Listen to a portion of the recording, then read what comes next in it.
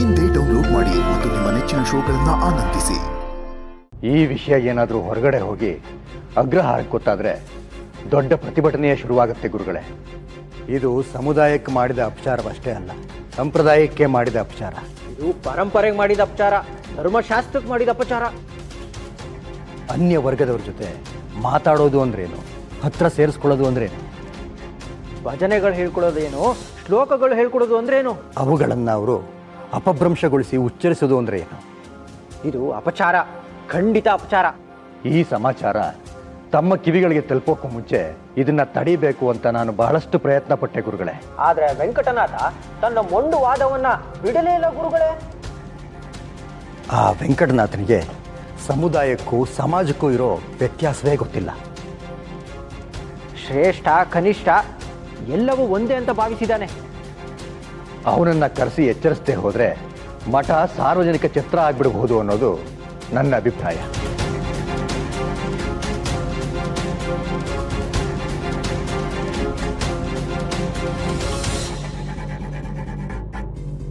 ಈಗ ಹೋಗಿ ಕೈ ತೊಳ್ಕೊಂಡು ಬನ್ನಿ, ನಿಮಗೂ ಶ್ಲೋಕ ಹೇಳ್ಕೊಡ್ತೀನಿ. ಹೆದರಬೇಡಿ, ನಾನಿದ್ದೀನಿ. ಹೋಗಿ ಕೈ ತೊಳ್ಕೊಂಬನ್ನಿ. ವೆಂಕಟನಾಥ, ನಿನ್ನ ಹುಟ್ಟಿನ ಕಾರಣವೇ ಸಕಲ ಜೀವಿಗಳಲ್ಲೂ ಭೇದವೆಣಿಸದೆ ಸೇವೆ ಮಾಡುವುದು, ಶಾಂತಿ ಸಮಾನತೆ ಸೌಹಾರ್ದತೆಯನ್ನ ಜಗತ್ತಿಗೆ ಸಾರುವುದು. ಇದೇನಿದು, ದೂರ ಹೇಳ್ತಾ ಇದ್ರು, ಗುರುಗಳು ಧ್ಯಾನಕ್ಕೆ ಹೋದ್ರಲ್ಲ. ಮೌನಂ ಸಮ್ಮತಿ ಲಕ್ಷಣಂ ಅಂತಾನ? ಹಾಗಾಗ್ಬಾರ್ದು ಅಲ್ವಾ ಆಚಾರ್ಯರೇ? ಗುರುಗಳು ವೆಂಕಟನಾಥನ ಬಳಿ ಮಾತನಾಡ್ತಿದ್ದಾರೆ. ವೆಂಕಟನಾಥ ಬರಲಿ, ಅದೇನು ಅಂತ ವಿಚಾರಿಸೋಣ. ಮಾತನಾಡ್ತಾ ಇದ್ದಾರೆಯೇ? ಗುರುಗಳಿಗೆ ಪ್ರಣಾಮಗಳು.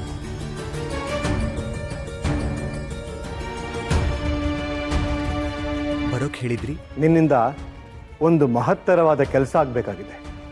ಅಪ್ಪಣೆ ಆಗ್ಲಿ ಗುರುಗಳೇ. ಶ್ರೀಮಠಕ್ಕೆ ವ್ಯಾಖ್ಯಾನಕಾರರು, ತರ್ಕಶಾಸ್ತ್ರ ಪಂಡಿತರು, ವಿದ್ಯಾ ಬೃಹಸ್ಪತಿಗಳಾದ ಒಬ್ಬ ವ್ಯಕ್ತಿ ಬಂದಿದ್ದಾರೆ. ಅವರ ಹೆಸರು ಪ್ರಚಂಡ ದಂಡನಾಚಾರ್ಯರು. ಅವರು ನಮ್ಮ ಶ್ರೀಮಠಕ್ಕೆ ಒಂದು ಪಂಥಾಹ್ವಾನವನ್ನು ನೀಡಿದ್ದಾರೆ. ಸ್ಪರ್ಧೆಯಲ್ಲಿ ಸೋತವರು ಓಂಕಾರ ಹೇಳುವುದನ್ನೇ ಬಿಡಬೇಕು ಅನ್ನುವುದು ಅವರ ಷರತ್ತು.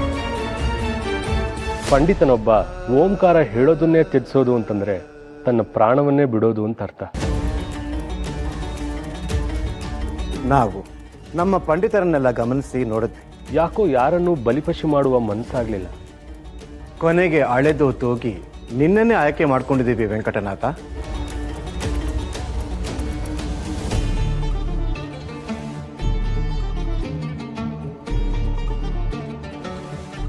ಗುರುಗಳು ಕ್ಷಮಿಸಬೇಕು.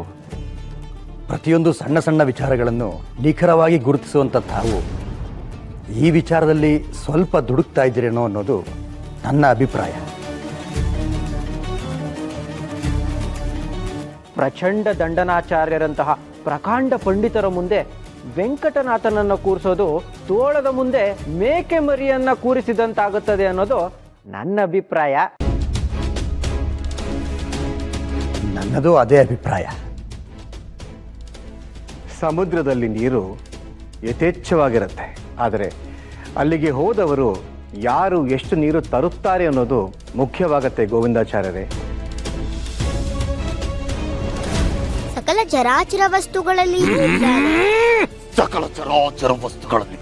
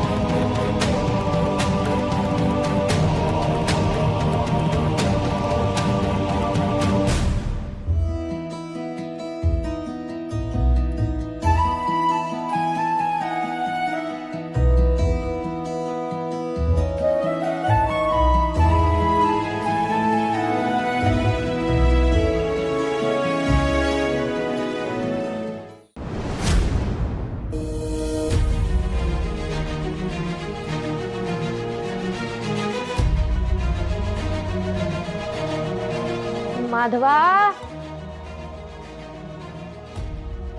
ಮಾಧವ ಏ ಮಾಧವ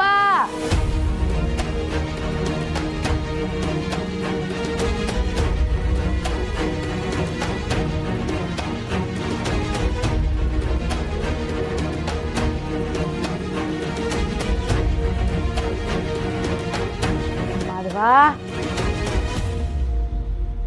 ಏಯ್ ಮಾಧವ ಎಷ್ಟೊತ್ತಿಂದ ಕೂಗ್ತಾನೇ ಇದ್ದೀನಿ, ಏನಾಗಿದ್ಯೋ ನಿನ್ ಕಿವಿಗೆ?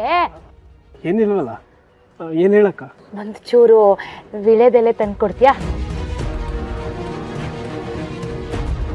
ಯಾಕೋ ಏನೋ ಆಯ್ತು ನಿನಗೆ? ಯಾಕೆ ಹೀಗಿದ್ದೀಯಾ?